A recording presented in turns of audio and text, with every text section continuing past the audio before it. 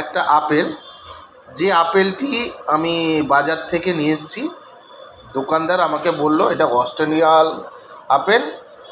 অস্ট্রেলিয়ার আপেল, খুব চকচকে করছে এবং দেখতে সুন্দর। দেখুন লেখা আছে, লেখাটা দেখাচ্ছি,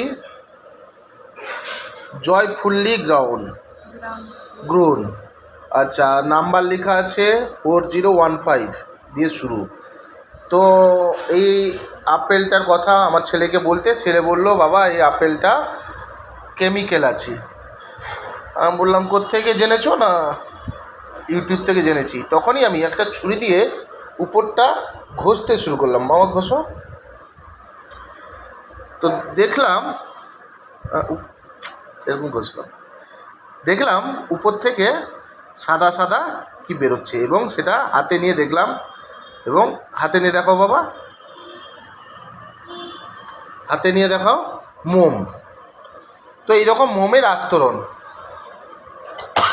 আমরা বাচ্চাকালে শুনেছি যে আপেলের খোসা সহ আপেল খেলে ভিটামিন বা পুষ্টি থাকে, বা খোসার সাথে ভিটামিন থাকে, পুষ্টি থাকে।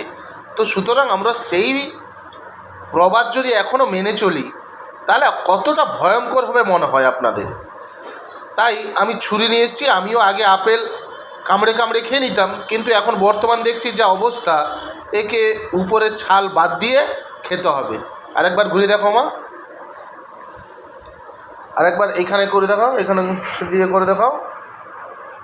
দেখতে পাচ্ছেন সাদা সাদা সাদা সাদা মোম উঠছে। সুতরাং এরপর থেকে আমি তো প্রতিজ্ঞা করলাম এই আপেল কিনবো না, বাজারে সবথেকে খারাপ আপেলটা আমি কিনবো। এত চকচকে আর নতুন ঝকঝকে আপেল আমি আর জীবনে কিনবো না। সবাইকে সতর্ক করার জন্য আমার এই ভিডিও। সবাই সাবধান থাকবে।